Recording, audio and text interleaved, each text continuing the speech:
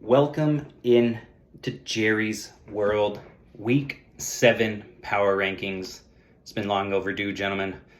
Let me get it underway. I'm sure you're probably asking me about why I got the cool shades on. It's to block out all the haters from you guys blasting me in the chat this past week over a trade that I think was fair. But hey, we'll get to that. We'll also get to the game of the week. But let's get to number 14 in this week's Jerry's World Power Rankings.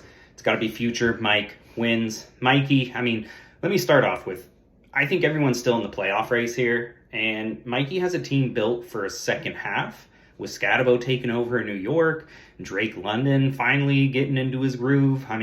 Mikey does, however, have the least points scored in the league, so I got to put you here, Mike. I think T. Higgins has more value with Joe Flacco under center. The guy who's been killing him, it's Kenneth freaking Walker. He's losing touches to a guy that has a lower success rate that's supposed to be like the goal line back. And, he hasn't gotten a 20-yard gain all season. Zach Charbonnet hasn't. So Walker is clearly the better and more explosive back in Seattle. And that might be the key. Him getting more reps might be the key for Mikey making a playoff push here. Coming in at number 13, this is based on going into this week. Just one of those years for Ben. Punishment Pariah coming in at 13. He's the team that's put up the top 5 most in points. He finds himself with the most points against, and at 1-5 with Garrett Wilson and Puka Nacua sideline. He's had high scoring weeks, but those weeks for Ben just extremely hurt because, now with the injuries, he's in a deeper hole seemingly every week here. He faces a pivotal matchup in, let's just say it, you guessed it, his own brother this week in a must-win game. You can't script it any better than that. Thank you, fantasy gods, for placing us with this cinema. Coming in at number 12, right behind him is his brother, but Bauer before me. He keeps hanging around. Nate has taken punch after punch with major injuries, and yet he's sitting at 500. To some people's dismay, he's keeping the boat afloat here. Still no Bowers, and probably won't have him through the bye week. Aaron Jones not off the IR. Chris Godwin re-aggravating his horrific ankle injury from last year. It's in the same foot. So he's made some low-key great moves to stay in the hunt with Parker Washington, who got a touchdown called back today, Michael Mayer, and Emmanuel Wilson. Take a look at Josh Jacobs. He could be RB1 this week if Jacobs can't go. Coming in at number 11, we have Parker, Ashton, Genty in a bottle. This is just a team that I think puts together a run at the right time. That he is a 1-5 team, but I do have him here because I think he's making a push. Second most in points against, top half scoring team. He's got vintage Mahomes back. This is like 2018 Mahomes when they're just airing it out. He's finally relevant in fantasy. Ashton Genty finally seeing the volume expanded as the season goes. I think there's huge potential for Rico Dowdle, even with Chuba coming back, just to take over that Panthers backfield. He's been like freaking Barry Sanders out there past 2 weeks. There's a lot of arrows pointing up with this team, and the time is now for Parker to get a win. Coming in at number 10, Swag, Surfing, our former champion, Brady. His weaknesses, he's got an RB2 slot to fill. A.J. Brown has been inconsistent, a tight end slot. But dang, his strengths, you're seeing it this morning. His wide receiver room is, as a whole, mixed with A.J. Brown's potential. He's due for positive regression there. That might be one of the better wide receiver rooms in the league right now. No Puka, like I said, means Devontae Adams is going to hit this week.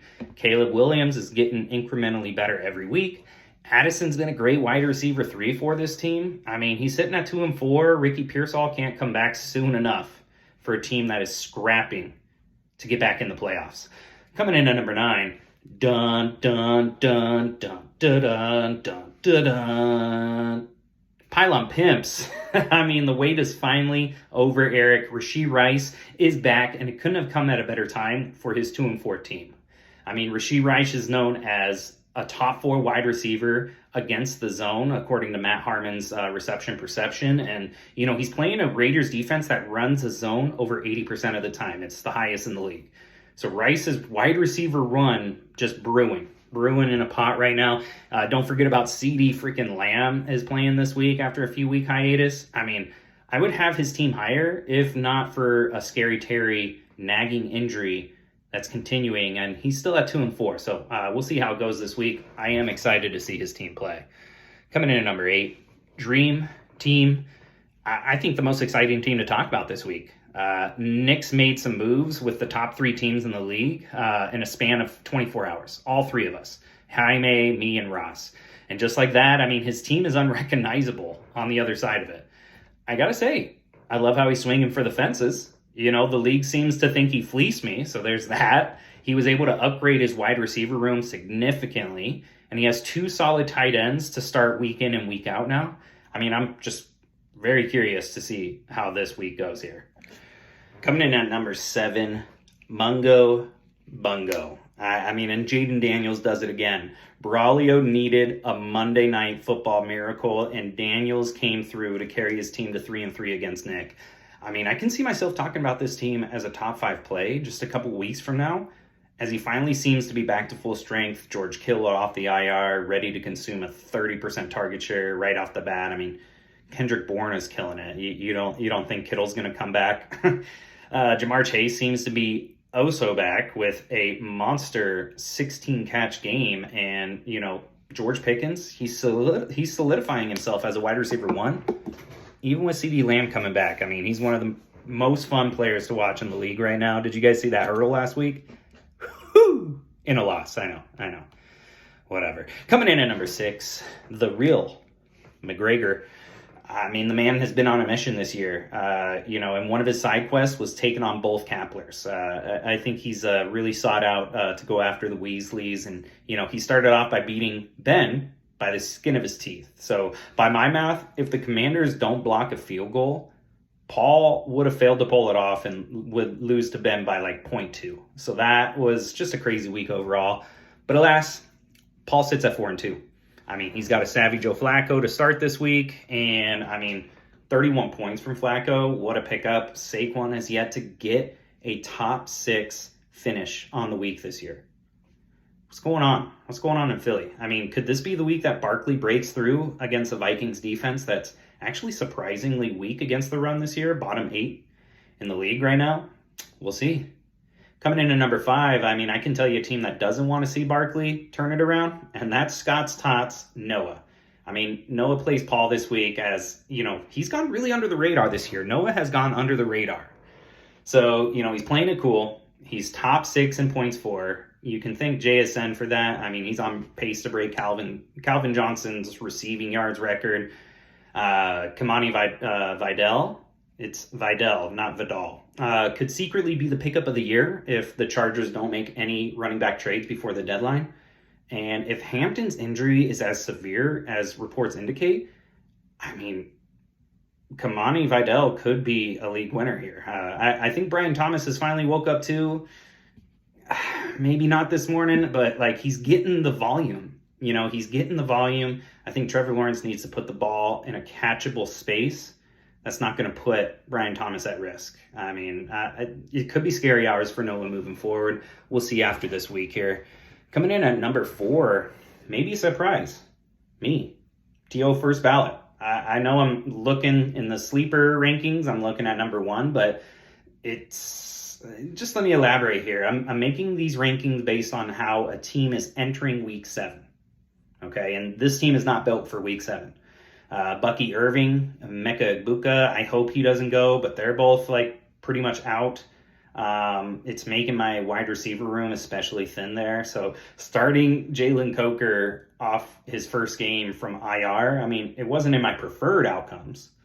But the fallout of this big trade with Nick is forcing me to temper my expectations for now. I am excited to eventually have Gibbs, Warren, Achane, and Bucky all together. Hopefully they get healthy soon. Coming in at number 3, Beats by Ray. Hurts me to say that one. Tough loss to you, James. I mean, his Monday Night Football prayers were answered, just like Braulio's, as Swift and Ertz put up 45 points and took out the last remaining undefeated team. Me. Javonte Williams and Josh Jacobs, they've turned out to be a dynamic duo for him. What a pick Javonte Williams has been. I mean, I still hate him, but I mean, he's been crazy for fantasy. Amon-Ra is a top 10 overall player. I think wide receiver 4 on the year. Tet McMillan, 2 tutties last week. He's only getting better. This guy, James, is climbing at the right time. As you can see the cream rise into the top at this point in the season. I think his one weakness is deciding between Trevor Lawrence and Kyler Murray. But I think this team makes a run this year. And you can see the Trevor Lawrence thing in London this morning. I think he makes a run still.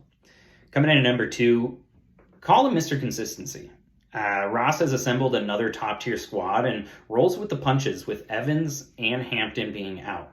McCaffrey is showing he should have been a top 3 pick. What a great pick at 7, I believe it was, or 8, 7. Waddle is benefiting from a Tyreek injury. Jake Ferguson is the freaking tight end 1 this year, and Ross is 5-1 with Derrick Henry going through a little bit of a slump. Don't get it twisted. He's definitely a contender yet again this year. Cheers, Ross. All right, and that's this week.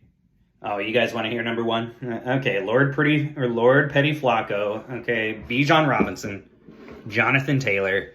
Need I say more? I mean, seriously, Jaime has the strongest set of running backs in this league, and QJ being back this week is huge. I thought maybe a hamstring would take him out longer than this. He took a risk by trading for Marvin Harrison, so we'll see how that plays out. But even with Lamar Jackson out, I mean, Jaime has heavy hitters that can win him weeks on their backs alone. I think Ridley being out actually helps his starting lineup. Ridley's been yuck. I couldn't put anyone above this team purely because of those 2 running backs. I mean, Bijan, did you see that 81-yard tutty? Jonathan Taylor had an off day and he put up 20 points. I mean, there's not too many people that can keep up with Jaime at this point. Congrats, Jaime. Your team is number 1 going into week 7. And I think I alluded to it earlier. Game of the week. It's got to be Punishment Pariah, first Bauer before me. 2 brothers pitted against each other. Ben 1-5. Nate 3-3. Must-win game for both.